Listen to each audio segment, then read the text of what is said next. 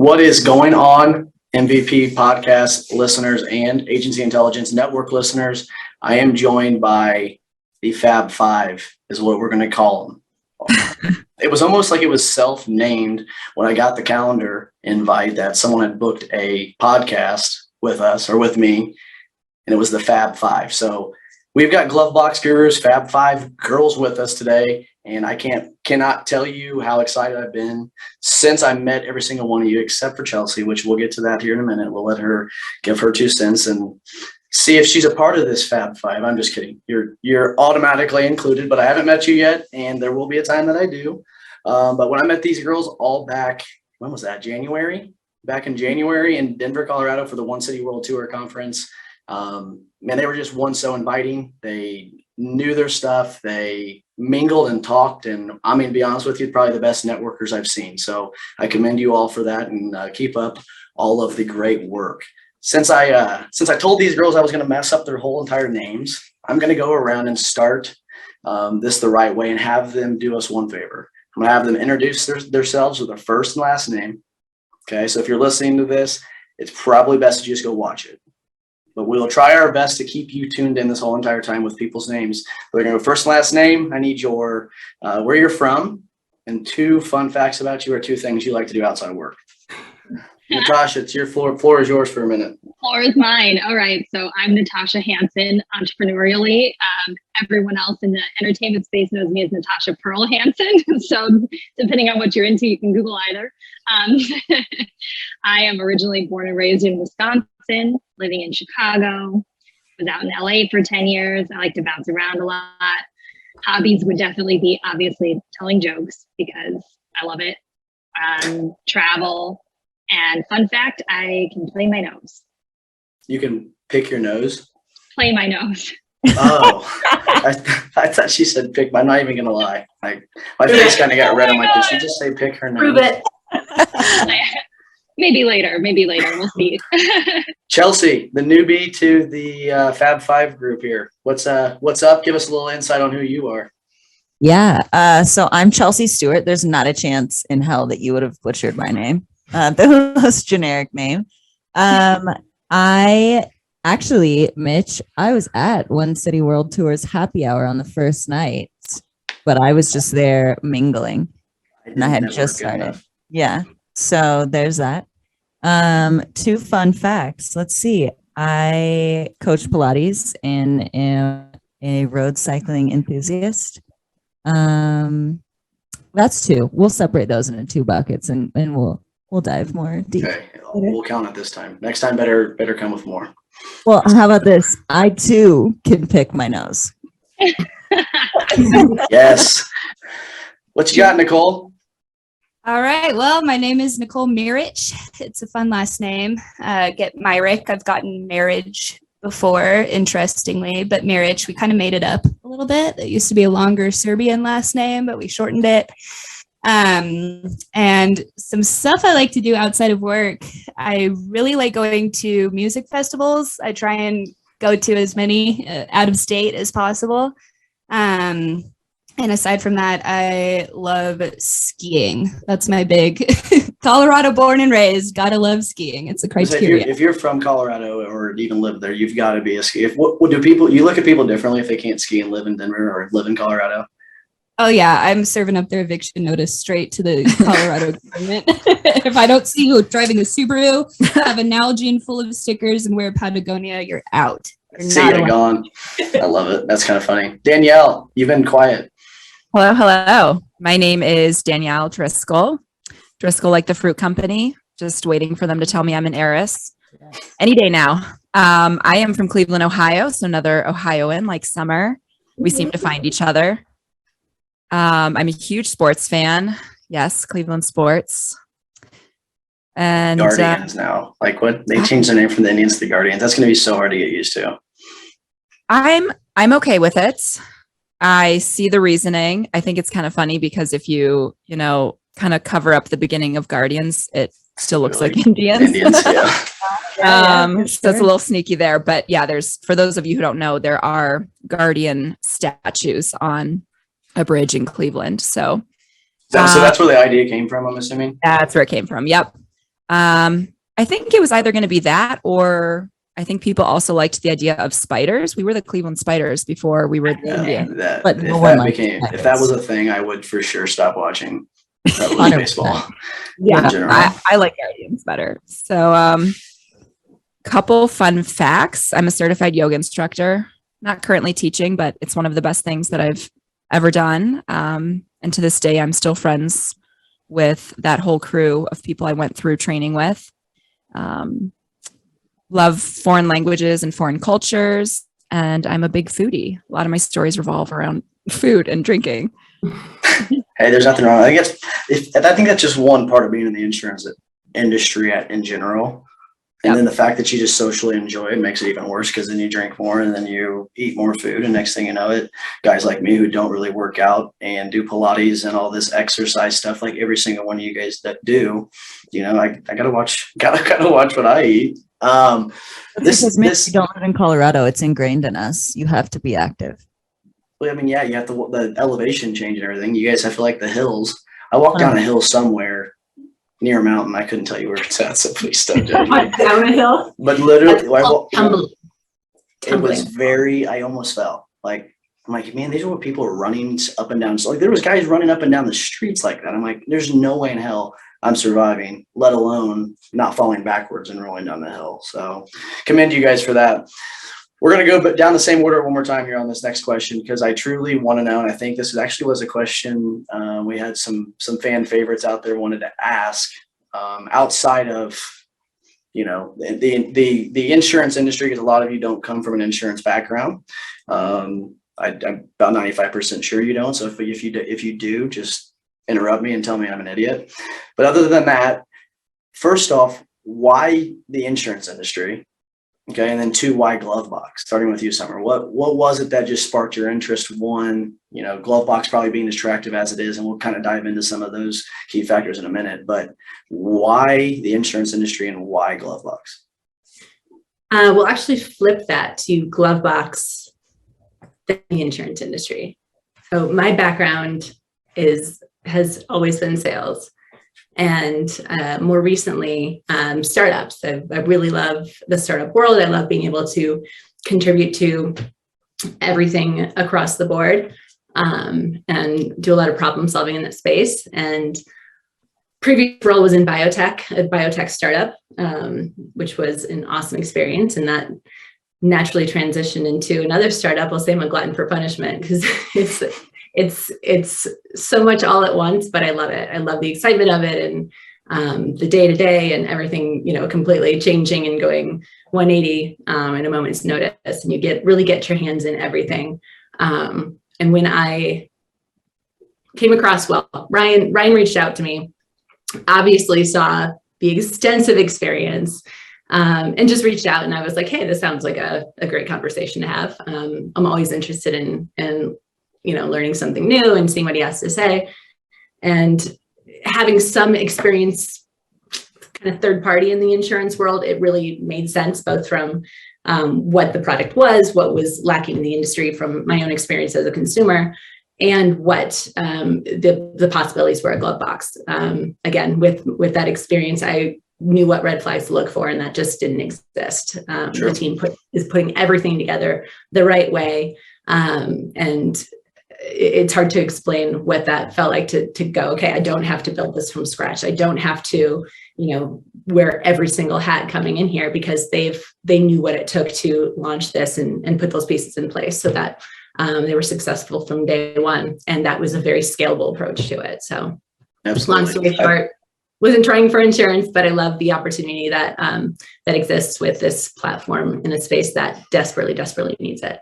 I feel like that's going to kind of be a common denominator, some of the stuff that you said throughout everybody's answers here. So I'm just kind of giving the forewarning to the listeners here to be and pay attention of why they're key factors of why they chose the company, not necessarily the insurance piece, but more so the company, because the company and the culture drives a successful business no matter where you're at. And I know for all of you guys, you're all such forward thinkers, and you're motivated and entrepreneurial. So to have a place where you feel comfortable being able to be yourself, sell a product that not necessarily is something that's, sexy and cool and new, but something that is needed. And that's we're kind of getting into more of the product here in a minute as well. But Natasha, you're just the entrepreneurial mind, and she is the first return guest on the show. So you get an award. We'll have to get a little plastic award. What do I get? Do I get like a little teddy We bear or something? Maybe a ribbon, participation ribbon. Yeah. Tell us a little bit about what kind of, I think we talked about a little bit on the show when you were a guest, but other than just being a hustler, what was it that stuck out to you? Yeah, and I agree with Summer. We'll do GloveBox first. I work in entertainment. I've been working in entertainment for 15 years. And so my background was really in partnerships. Now, I didn't consider it necessarily sales, but that's what it is. I have a big background in pitching TV series, partnering with different studios, running production studios, running productions. And I just, I like to be a self-starter in comedy, which is what I do full time. And last summer, I was fed up with how things had been going because all the comedy venues were shut down. I had worked for about 5 years as an ambassador and advisor for a number of different startups and partnered with them on my tours. And a lot of these startups, like many, fail. And so I had all this like equity in all these startups that equaled $0. And so I was really looking for something to get my hands on that I, believed in the team and that I knew had actual legs and was really recession proof. And wasn't necessarily looking for something full time, but I found GloveBox and loved the team and was like, man, I could definitely see this scaling to something massive. And I had launched my startup the year before. And I like learning about startup culture and how to scale a company. And so this has been a wonderful hands-on experience in that. Absolutely. Chelsea, time to wake up. It's your turn now. Hey, I am actively listening over There you here. are. Okay.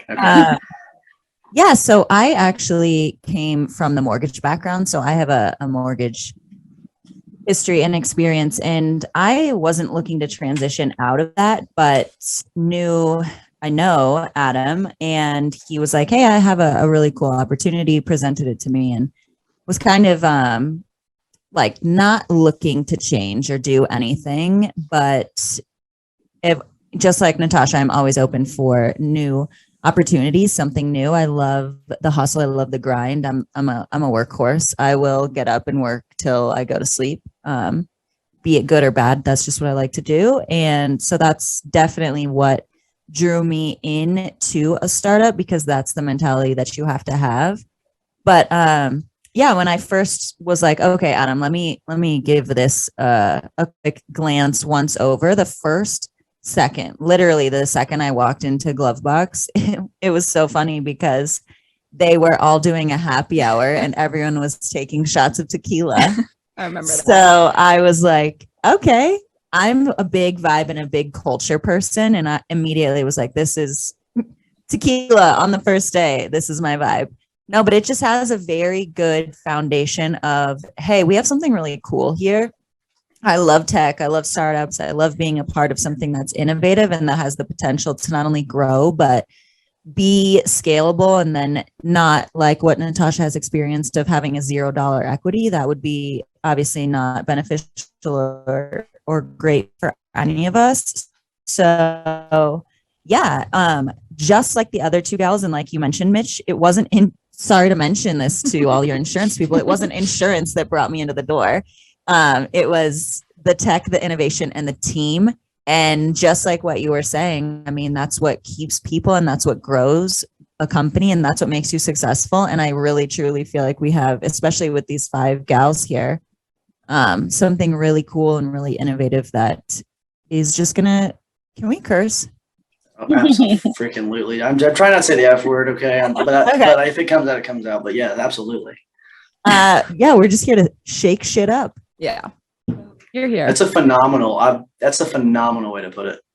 Yeah. Like, honestly, that's smart. It's one of those things too, that why you guys are good at what you do is because things just pop into your guys' mind. You're all creatives. And Yeah. if one, like I was telling, it was either Andy or Ryan when we were in Denver, I'm like, dude, when I have full reign to run my agency, like, and all of it, and can make the final decisions of everything, I'm going to hire nothing but creatives. Because those creative people, you can teach the creative people Yep. how to write an insurance policy, right? But you can't teach it. You can't teach many insurance people how to be creatives. Creatives Yep. is just something that comes that you're born with. So that's shaking it all up. I'm waiting for there better be a social media post of that line what you just said. I better see a graphic for too long. Hold me to it. I'll do it. Deal. Nicole. Ayo. So I feel like a lot of people just kind of find themselves in insurance one day. And I feel like that's kind of the same for sales roles. I feel like not many people, know that they want to go into sales. They just kind of find themselves there. But I was a weirdo. Right after high school, I knew that I wanted to go into sales. So I found a university here in Denver that has a sales specific program, which is pretty sweet. That's super rare for universities to have something like that. So I really dug in. And I was looking much like Natasha for, a recession-proof type of industry. And I was originally considering medical sales from my time as a receptionist at a physical rehab office. But then I found myself working in tech sales while I was finishing my undergrad. So I was at VMware doing renewals on licenses, trying to get people to pay before they get a big old fee. And then right after I graduated, I moved over to tech sales still for a different kind of startup that was kind of like HVAC, parts, equipment, software. It was pretty cool. So that's what really grabbed my attention. They were a startup, and I already had some experience recently from being in a startup for the first time. And I just loved the freedom and the creativity and just kind of the free reign to have ideas that become processes eventually. So that's what really drew me into GloveBox. And same with Chelsea. I walked in the office for the first day, had a little drinky poo, and it's been great. Yeah. Danielle, well, best for last, if that's what we want to call it. That's right. So I will echo what the ladies said. Found GloveBox. Certainly didn't think I would end up in the insurance industry on any level. I didn't have prior sales experience. I definitely had translatable experience from prior jobs, and I was very much looking for my place or my home that I knew I really wanted to dig my heels in. And I was looking for sales. If you know me, I am kind of talkative. She's a chatter. Just a little bit. And I love to connect with people and I love to help people. Andy found me on LinkedIn through a wonderful mutual friend. And so I trusted the connection right away. But after connecting with the guys too and seeing what they were creating, for me, it's huge that they're incredibly family oriented. And these are guys who are very, very sharp. Obviously, if you know the history of what they did with their agency, and they are hustling for the company, trying to create this, they are making this the best product for everyone in the industry and for our clients. And they're hustling for their families as well. So that was huge for me. And I think the first time I talked to Ryan, to echo what Chelsea said, he was very adamant about creating an incredible culture. And I knew that that was something I wanted to be a part of. And I love that this is, GloveBox is kind of now everybody's baby to raise. And I like that you said it's kind of everybody's baby to raise. And that's kind of going to lead me into my next kind of topic here, is because I kind of see, so you guys are very heavily active on social. I mean, you're very active. Like you guys understand the LinkedIn algorithm. Let's just put it that way, right? Like you understand the comments, you understand the like, you understand the engagement, the shares, that you guys fully get it. Is that something, and I'm going to go to Natasha with this question, but is that something that you guys all, were taught when you guys first got started? Was that just stuff that you guys had brought with you from prior experience in sales and then, in the tech world? I mean, where did your guys' mind start thinking, I've got to start using social? Is that just part of the blueprint that Andy and the boys have created within the culture? You want me to start? Yeah, it's all on you. This one's you. I've always been a late adopter to social media platforms because I just, whatever. I mean, you just want to kind of live and be present, right? But social media is such a necessary piece of marketing and a really easy one. It's just it's free. I started getting really good at social media years ago because I'm a touring stand-up comedian. And so that's how you market yourself. And so the importance of building a brand is necessary to showcase your energy and the type of environment you're trying to create and the type of people you surround yourself with. GloveBox really got that out the gate. That was something that the guys said right at the start. We each want you to have your own brand, your own lane, do things the way that you want, market the way that you want.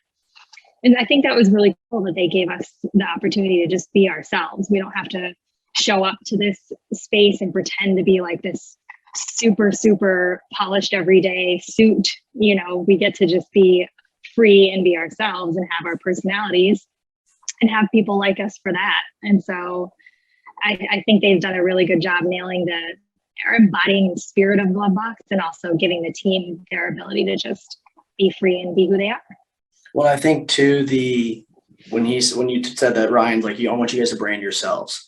I think a lot of business owners and maybe even agency owners, I'll call them out. I mean, some agency owners out there are so caught up in, I want it to be about, I'm just going to use HRM insurance, for example. I want it to be about HRM. You're not posting anything unless it's got HRM. If you're not doing this, unless it's got HRM in it. That one key agency is losing lots of money because they're not allowing that producer. I mean, we as producers are doing what? We're selling. We make commission. Even you guys, we make commissions.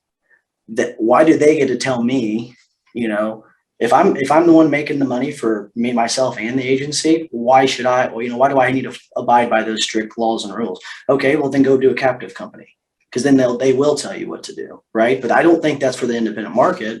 And when I decided to kind of put a brand to myself personally, it had nothing to do with, the agency. And because I'm in insurance now, I went through some personal stuff that made me brand myself for myself rather than anything, which then ended up leading to branding myself, which tied back into the agency. I mean, there's so many creative ways to do that, but it's agency owners not letting go of the little baby bottle, that it's, this is my brand. This is something I've built. I want everything to be about our agency. I'm not a big fan of that. And you guys do, I think, a phenomenal job. And the only reason I can see that on my end is because every one of your posts are different. They're not scripted. They're unique. Some of them are different colors. Like the graphics aren't always the same. Who's creating that stuff? Danielle, this one's tailored to you. I mean, are you guys creating your own content on your own? Do you have a content team there? What does that look like? Yeah. So yes to both of that. We have an incredible marketing team who's very supportive. And then we also create our own content. And I do think that we are pretty different from each other. And just to kind of piggyback on what you and Natasha were just saying, we're a really unique crew of people. So I think people appreciate that we're not all robots doing and saying the same thing.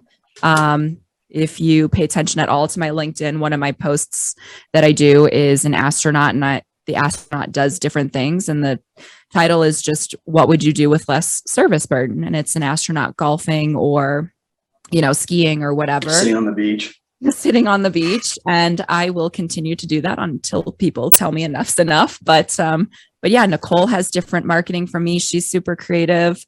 And then it's fun that we can bounce ideas off of each other. And I think we're also happy to share as well. If someone likes something that we've done, we're really good about collaborating and sharing. I like that. I'm so glad you said something about the spaceman because that was perfect to lead me into this next one. Nicole, I'm coming to you with this question. Okay. Here's the real thing. So I see all this, all your guys' content says, going to space, it's a spaceman, space shuttle, going to space. Where in the hell is everybody going? We're going to Mars, you're going to Jupiter. Someone tell me what does it, we're going to space mean? And what does that mean in the event of the business that's being built here? Yeah. So, I mean, I'll just kind of go off of what I can gather from our branding and our marketing. Andy has a really sweet neon sign in his office that says Stratosphere. And I just kind of think of it as, when you think that you're going into space, it always has these vibes or connotations of exploration and elevation and furthering yourself, whether that be by way of furthering technology or furthering research.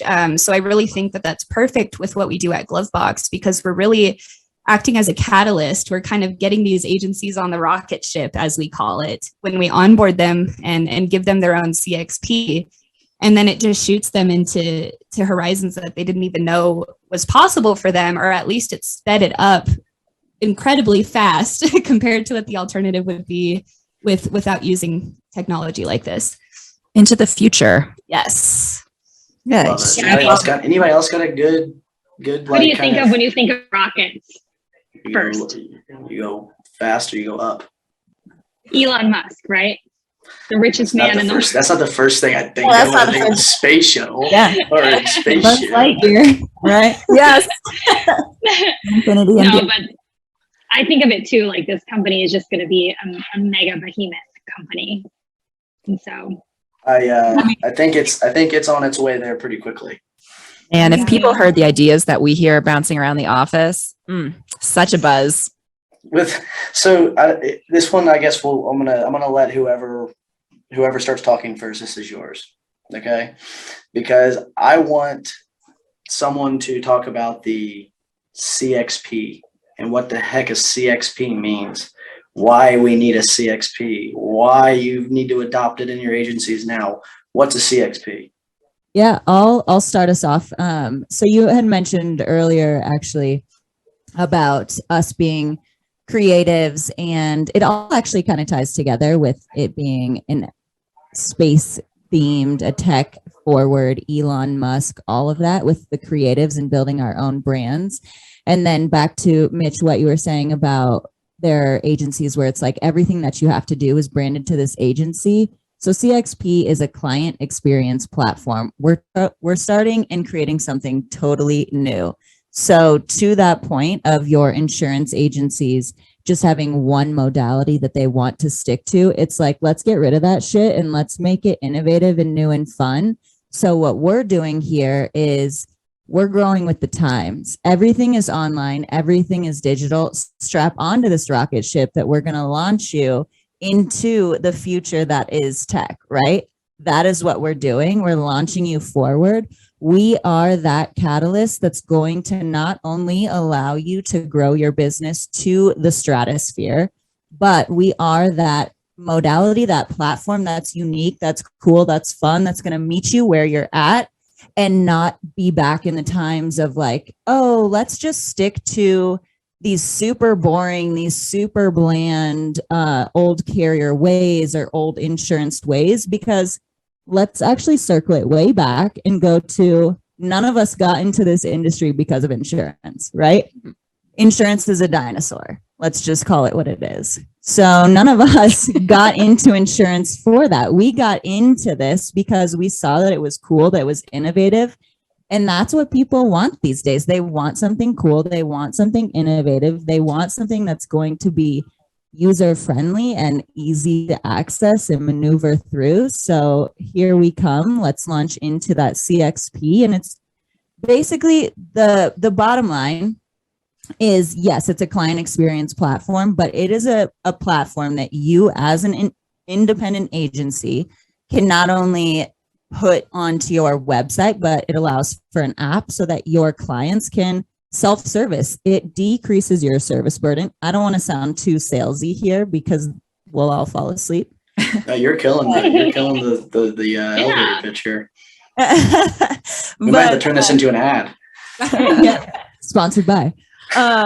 No, but it's a way to decrease. Actually, I was thinking about this morning. Gosh, my mind goes in 75 different directions all at once. So stick with me. Same. I was thinking about it this morning. And our average rate of decrease for a service burden within an insurance agency is 25%. So let's say you had 25% less service burden because you were using GloveBox and you were like, yeah, but I don't necessarily want to grow. I don't know who would say this, but let's say someone did say, I don't necessarily want to grow or spend that 25% in sales. Well, there are people out there that are like that. It's a thing. Yeah. There's So- agencies that are just done with where they're at. They're like, I'm just Right. waiting for someone to either come in and buy me, or this is my baby. I'm holding on to it because I've had it for 40 years. Well, like you said, let it go of it. John Smith, great. Sure, Spend exactly. that 25% going and golfing. Like, love that. Love that life for you. And you're going to love that life for yourself. So, like, Right. let's do it. Yeah, Yeah. And with that too, the idea of being scared of growth, I think that's, we demo agencies of all shapes and sizes. And that's what one area of trepidation that I hear most often from my scratch agencies or from my ex-captive agencies is like, we have this growth goal, but that means that I have to spend the time to look for someone to hire, whether that be a CSR or producer. And I'm a one-man shop, and then I have to hire them and add them to my payroll and take the time to train them and make sure that they're doing everything correctly. So the biggest value add is, even if you're scared of growth, you can kind of think of GloveBox as your first hire, because we are hitting that front end sales process and that post-bind service process all in one. And it's just a plus on top of that we reduce your service burden by 25%, because you're bringing in help and you're freeing up additional time that you wouldn't otherwise have. Well, and then two, go ahead, Daniel. I was just going to say, you hear everyone in the industry say, and we don't have to say it ourselves, the agencies say it, adapt or die. It's 2022. Technology is not going anywhere. It's only going to get more intuitive and more. I mean, I think Natasha actually had this conversation briefly on a couple episodes ago. We were just talking about how, between the hybrid or between the old school agency to, full tech online agency compared to the guys that are hybrid. I mean, are we going to see more of those shift to tech? Yes, I think. Will we ever see the old way go away? I don't think so in some different categories. But then my concern has always been, as all this technology comes into play, like GloveBox, like this stuff, like what you guys are doing, are we going to lose agencies? Are we going to lose people? Well, give me a second here. Give me a second. We gotta return feedback of some positivity coming your way. But as this technology continues to evolve and more tech comes into play, and then the stack becomes, we've got the robotic process automation stuff coming, already in play. So, I mean, between those things, is it going to come to the point where there's going to be a good amount of mega agencies out just buying these smaller agencies because they've got these platforms that everything's damn near automated? But then my second thought is, a lot of people don't want to work for some other people, right? I don't want to work for a business. So having something like this makes him be able to start his one-man shop, his two-man shop. Then next thing you know, he's got 10 to 20 different, employees. He's got another shop, 2 other shops throughout the metropolitan area. Like, I think that now that's the way I'm starting to think on it, rather than having the negative thought of, man, at some point with all this technology and automation, agencies are just going to slowly do this. And the struggle for finding young people that are interested in insurance, because like you said, it's a mammoth. It's old. I mean, no one wants to learn about it, but it is the biggest hidden gem as far as any workplace and industries in this country. And someone correct me if I'm wrong, but that's how I truly feel.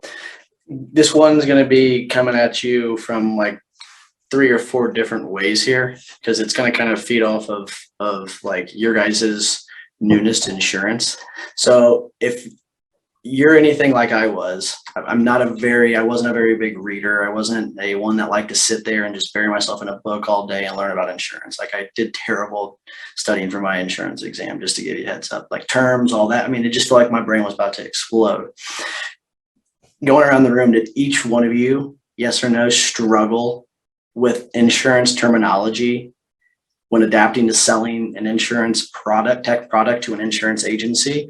Or does that realistically, and I don't care if these insurance agents hear this, but does that not really give any type of backfire if you don't know some of the terminology or wording? Did you have to educate yourself somehow to learn insurance? What was that kind of feel like? Was this about, Natasha? I think it's yes and no. I mean, it's just kind of the same ideal as when you're traveling in a foreign country. You should probably learn some of the lingo to show respect. That's more what it comes down to for me. Nobody has ever judged me because I didn't know or understand something, because I'm curious and I will ask questions. And I'll be honest, if I don't know something, I don't pretend like I know. I just tell them I'm not sure about that. Would you like to elaborate? Of course they will. People will always share their knowledge with you. People love to share knowledge. And so, coming in, of course, I learned as much as I felt like was necessary to be able to have the most viable conversations in the space. But really what it comes down to is it is a conversation. You know, we aren't trying to like pitch something hard and just walk away. You know, it's a really big relationship building platform that we've created. And so you have the conversation, you figure out what their needs are, where their curiosities are. You have to be curious. And, you know, if you don't speak the same language, you'll find common denominators in there. I agree. Chelsea. I mean, I think that I would just echo basically exactly what Natasha just said. It's a conversation. You're meeting someone exactly where they are, and in hopes that they're going to meet you where you are. And yeah, if you have a question, and maybe it is confidence, but it's also just knowing that I'm sure those people are also going to have a question they definitely have a question about what we do. So if we ask them questions, they're just going to ask us back, and it's just a flow of conversation. So it's not really, and I guess an issue that we didn't come from insurance, because I think in any industry, it's always ever changing and ever evolving, and you're always going to learn. I'm actually going to stick with you for a second, Chelsea, because you said you're in mortgage, right? I was, yeah. Let's talk a few seconds about Embed Insurance. Okay. So for example, I have with my two biggest referral partners, in their 7-step process of getting to the closing table on the real estate side. Yeah. He's got me I'm embedded in his process, his online process that allows me to be able to put together a quote before my real estate agent even tells him to give me a call, right? It's embedded in his process. So I'm proactively having a quote ready to go once this guy reaches out, or I say, hey, Hart told me to give you a call, or Jake told me to give you a call. The reason why I bring up the embed piece is because you made it quicker and easier for that real estate agent and that mortgage lender to get through a process and get more closings. The quicker you can be for them, and the quicker that their partners are, the more turnaround, the more mortgages they're able to write. We all get that, more money we all make, everybody's happily ever after. Probably something you didn't see a lot of the last 4 or 5 years. Are you seeing this Embed Insurance piece come into play a lot more, or at least the ideas and concepts being, I guess, sold or talked to about with mortgage lenders? So question number one, did I see it in my past mortgage life? 0%, literally never once. If I went back, which I don't plan on ever doing, I mean, I hope that I'd see this embedded experience. We are trying to get that out there, to exactly your point, Mitch. I mean, it makes everything easier, faster. In fact, Nicole just went under contract. Amazing job to get a townhouse. And yeah, I mean, it's one pain point that always was an issue in the mortgage industry world is connecting to third-party vendors, that which is insurance agencies. So I hate to actually say it, I came in with a slight sour taste in my mouth for insurance companies, because they're always really, really, really hard to get a hold of, especially when you're asking for something on the mortgage side. And look, we are taking that entire step of getting a quote, getting your deck page faster. We're making it faster, easier, better, more efficient across the board, not just for the client, but for your mortgage lender, your insurance agent. Like, that issue becomes a moot point. And that's what we've done. Like it took a few months, I guess, for it to kind of all play together. And we tweaked a couple of things. I mean, more so it was on me making sure that I was able to gather that information from them in a quick, timely manner. So I wasn't asking or bothering the mortgage lender for any other information, correct? So by the time we got it all shrunk down and quickly, I mean, the fact that I could have a quote back into that lender's hands within an hour, like, sign me up. I also don't have the bottom two pieces of maybe that puzzle. Maybe I don't have the rater, and maybe I don't have a quote bind issued company that's got an open API that I can rate and issue a policy with, right? So those are the two things I'm missing, but I'm still making it happen. Totally. And a lot of people think I've got to have the tech. Well, guess what? The tech's got to make sense for you. 100%. It's got to make sense for you. And what you guys have started to build is something that potentially maybe 12 months down or 12 months backward didn't make sense, because that tech was missing something that would put the put the final piece to the puzzle for you and have that emotional grab to purchase that product. On the front end now, you guys have grown so much in these last 24 months, especially the last 12 months. There's new things that have came into play. There's other things coming down the road. Okay. You guys, you're going to space for some reason. Just don't know where the hell you guys are going to go, but you guys are going there. We'll take care of you. What else is coming down the road? What has been in play recently? I know commercial lines is coming really, really soon, and that is my waiting factor. So what's new and what's been happening over at GloveBox HQ lately? I mean, Danielle loosely touched on it earlier. There's so many things happening. What isn't coming? What isn't? Yeah. No, she said there's so many things that are coming that I hear. That's awesome. I'm talking about what's now available. You said doc upload, some things like that. Have you heard any good feedback on the doc upload? What's new within the last 3 months inside the GloveBox platform? The doc upload is going to be just kind of like a prerequisite to the commercial release so that we can get ready to tackle COIs. That's the biggest thing, and that's the hardest thing to distribute, especially when you're like, hey, I just emailed it to you last week. And then your client's like, oops, forgot, went to spam. And then you send it again. And then a month later, they're like, hey, can you send this again? So you're sending one document, it's in your client's glove box, and they can access it at any time. But the other thing that we are getting ready to release this month is pre-verified accounts, which is going to be sweet for adoption. Tell me more. Yes, I can do that. So with how we connect to different AMS systems, is that redundant? Does the S in AMS stand for system? It is. Anyways, so how we connect to different AMSs is, every time we receive an updated client list from the agency, our data team scrubs that list. Don't know how they do it. Good for them. But so when they scrub that and enter it into the GloveBox system, then their clients can access their profile that's fully loaded with all their policy info. But the turnaround on that is, 24 to 48 hours.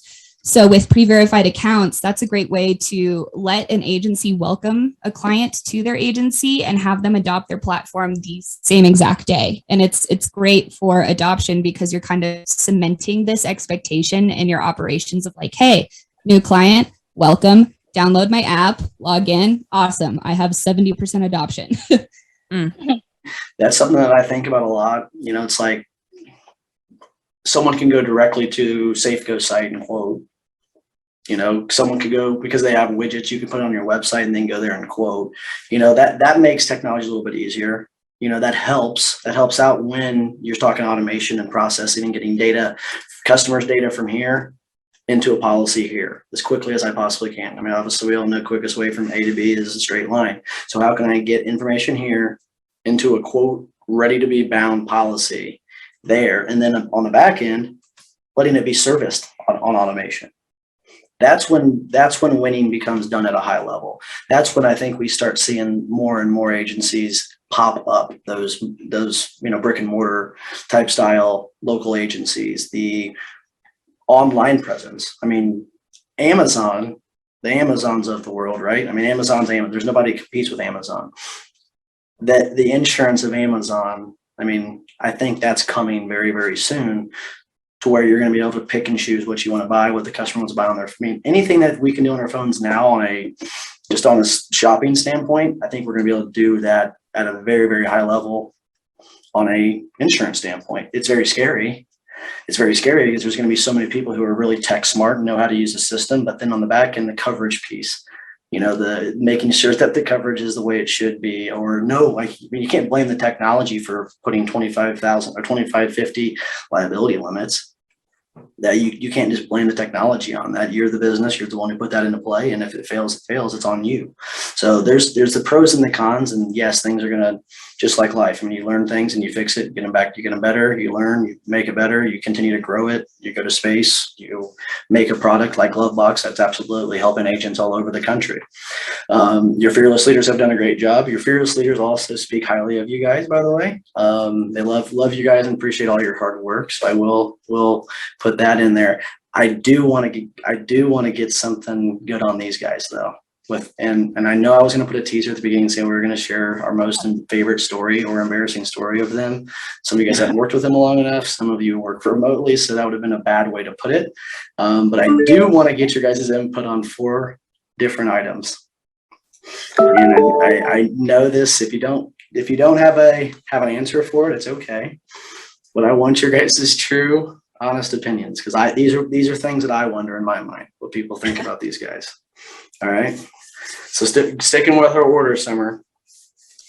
Who's got the best hair of the 3? Ryan, Andy, or Sean? Best hair? Best hair between the 3 men. Oh, definitely Sean. I mean, have you seen the picture? Has anybody seen the pictures? This is how they hooked me the first day I met them, because I met them in Chicago. We met at a lobby of a conference. They were all just doing the conference stuff, and Sean was helping me set up my laptop. And then we all went out for beers afterwards. So first I get beers, appetizers, a computer, and then I get the story of Sean's hair. And they showed me all the pictures of his hair back in the day and how he was like famous for his giant hair. And they were just like proudly showing off his head of hair. So I mean, that moment is going to stick in my head forever. Just having beers, meeting these guys for the first time and talking about Sean's head. There was a Twitter poll and the vote was yes, he should grow his hair out again like that. So obviously, decision. We're gonna see. Mm-hmm. We had no choice. What about you 3? What about you 3 amigos over there? You guys all agree with that? Oh yeah. It's a collective verdict. Yeah. Jury's in. All right, we're gonna go into my next question then. Who's got the best style out of the 3 of them? I think style is personal preference or how they handle it. I think Andy has the most swag. He just like, Agreed. yeah, pulls up. I agree. What about shoe game? What about shoe game? Who's got the They're best all shoe in the game? They're mine. I have the best shoe game. No, it's No, the Crocs, it's the dude. Crocs. It's the Crocs. It's the Crocs. It's the It's the Crocs for me. This one might be for some. This one might not be able to answer. Some of you guys might not be able to answer this one. But those who are in the office or do go around the office, who's the messiest out of those 3? None of them are They're messy. so yeah, they Mhm. are. Really? Ryan's office Yeah. is practically empty, so Yeah. They're all very, very minimal. he doesn't qualify at all. But yeah, no, they're all very clean. I like to hear that. I like to Yeah. hear. Sorry, I thought I was gonna be able to get something embarrassing out of this, but there wasn't gonna get anything. Like, come on. Yeah, You guys let's gotta- juice. So I'm going to go into the last 5 questions of my show. Is my favorite part of the show. 5 rapid fire questions. Some are kind of funny. Some of them are serious. But I want to get your first answer off the top. So they might not all be in line the same order. So I apologize. Natasha, do you want to hit this again? Oh yeah, you did that with me. I did, but we're going to do it again. Let's see if your answers change. Do it again. Do it again. They could change. I What if hope I'm they spot do. on and I'm super, super precise with myself? We're going to get it. Natasha's 5 rapid fire questions 2.0. What's your favorite color? Green. That's probably gonna be the one she picked up on. It was blue the first time. It was orange last week. What's your favorite flavor of ice cream? Peppermint. It's like a chef's peppermint crunch. Comes out in the holidays. Love it.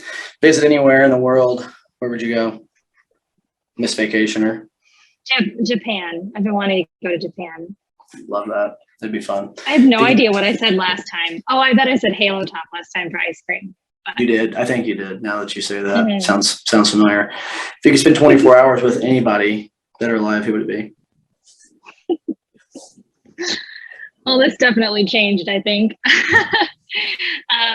She's already hung out with the person that she since last. Yeah, episode. like last week. I hung out with Oprah last week, so check that box. Not tell us sooner. I have a long list of these people, but I really want to hang out with Tina Fey and work with her. Heck yeah, that's cool. All right, Chelsea. 5 rapid fire questions. First one, favorite color. Like a burnt orange, unlike what the chair color is that I'm sitting on, a little darker. Okay. Favorite flavor of ice cream? Or do you not like sweets because you're a Pilates instructor? I actually don't eat ice cream because I'm vegan. Oh, hey, there's nothing wrong with that. Vegan ice cream. I mean, it's just not. It doesn't tickle my fancy, if you will. I'd rather go salty. Like, let's give me all the French fries you got. I'm in. Like that. Like that. If you could spend 24 hours with anybody, dead or alive, who would it be? You know, this is super hard, and I like genuinely don't know. Shit. We'll get to that. We'll get to back that one next time. Actually, no, I know this is going to sound weird, but I just really appreciate her lifestyle and way of thinking. It's going to be a twofer, Goldie Hawn and Kate Hudson. Oh, great answer. That's probably something I'll never hear ever from somebody else on my guest on the show. Well, It's good. It's good. Yeah, absolutely. I missed something. I did. I missed where if you could travel somewhere. If you could travel anywhere. Croatia. Like it. Nicole, ready for your top five, your 5 rapid fires? Ready as ever. Let's get them. You guys have had time to think about them, so you guys better be the best, have the best answers, and better be pretty quick with it here. All right. What's your favorite color? Summer stole my answer of black, so my runner-up is blue. Black and blue. Okay. Favorite flavor of ice cream? Green tea ice cream is my favorite. I've heard. I've taken plenty of green tea shots, but not a green tea ice cream. They're a little better than the shot version, if I do say so myself. Or if you could go anywhere in the world and travel, where would you go?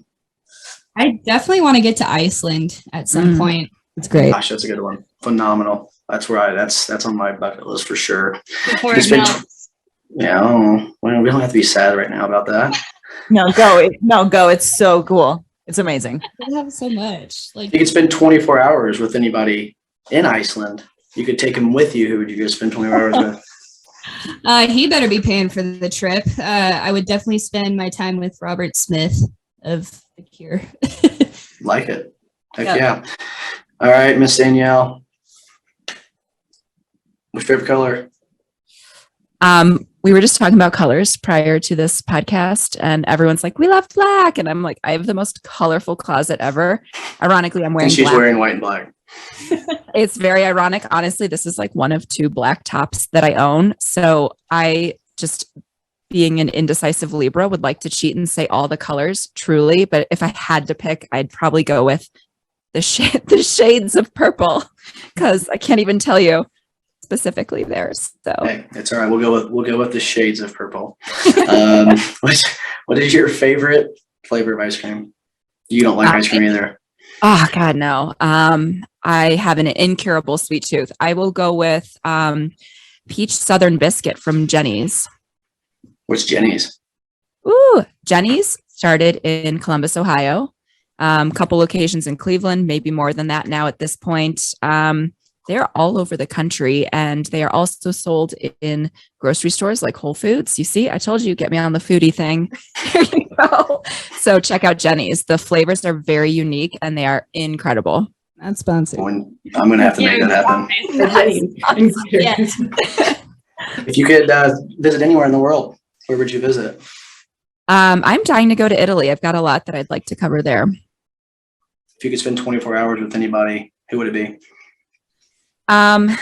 Tough question. And this is where I do get really indecisive. I've always thought that Audrey Hepburn was a really fascinating person, and I think there's so much more to her off screen that we don't even know. She was very into nonprofits and helping others, and she had a fascinating upbringing. So I think I'd love to spend time with her and get to know her if I could. And I Heck yeah. Loved all those answers. Those are going to be amazing pieces of clips, by the way. So you're welcome. Going into closing the show out here real quick. First off, before we let these young ladies leave and go out and continue to make insurance agents' lives a hell of a lot easier and better and more profitable, I've got one more question that I want to hit all your guys' minds. I'm big into every single day trying to make a difference. Something that I like to do is, have you guys share something that's been impactful to you, a quote, some piece of advice, whether that's insurance advice or whether that is, just overall life advice that you guys have went through, just something that can help. And I try to tell people all the time, it's just gonna happen if you say one nice thing to somebody, every day. Like, try to do something different and make a difference. I tell my daughter when she gets out of the car, the 7-year-old, try to make someone smile today, like every day. Now the 3-year-old says it to her before I even am able to say it, because it's such a routine. But I want them to understand, every single day, try to make somebody different, smile and make them happy. So if you had one piece of advice for anybody in this world, whether insurance agent, non-insurance agent, life, whatever it might be, what would one piece of advice be? Tasha? I don't know if this is a phrase, but this is something I like to go off of. Instead of looking at people to compare yourself or as competition, look at the things that they're doing and look at those things as opportunities. We are changing lives today. That's great. Love that. Chelsea, go off your phone. It's time for your advice. No. Do it with passion or not at all. You're fully in it or you're not. Heck yeah. Love that word. Passion's one of my favorite words. Swear. It's amazing. Nicole. Yes, my words of wisdom is just do your best to stay in the present moment. Because I feel like, every one of us is trying to get to that next step or that next goal or climb that next hill. And our thoughts are always in the future in that sense. And we can kind of miss what's going on now. Or same thing, if you're like, oh, I was so skinny 5 years ago, I need to be back to my old self. It's like, no, you're who you are now. You're not who you are then or who you are in the future. You could just do what it takes to be who you want to be. Great advice. Danielle. I would have to say, I literally just had it in my head and now I'm drawing a blank. I'm trying to think of, I can explain the long version of it, but, if there's something that you want, go for it. I really like to encourage people to try anything that they are envisioning or, anything that they're passionate about. You never know if you don't try is what I was going for. And I had a brain fart. So. No, that's all right. That works. But seriously, like, this won't be the last time I have you guys on the show. I appreciate every single one of your input. I appreciate the patience.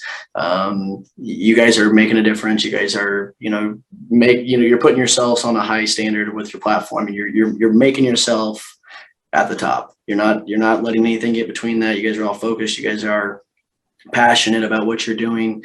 You work hard, you believe in the product, you believe in yourselves, and you make a difference every single day. So you guys are phenomenal individuals for other young people, young women who have aspirations of getting into startups or insurance or tech. You guys are really putting a good head on your shoulders to be that perspective to a young eye. So I commend you, every single one of you, and I'm glad we all have met, except for Chelsea, since she didn't introduce herself to me when we were in Denver. But you guys, I had a hell of a time, and I appreciate all your guys' hospitality and entertainment while we were in Denver. So thank you all so much. Summer, if anybody needed to get in contact with any of you guys for any specific reason, is there a specific place where they can go and see all your guys' email addresses? Actually, I'm going to put them all in this underneath your guys' name tags in this video so you can see them. So if you aren't listening, go look at the video or go where Summer's getting ready to tell you. Yeah, perfect. Just go ahead and put our email addresses out there. We have our landing pages we can provide as well. And just reach out. We'll get you set up. We'll help you level up.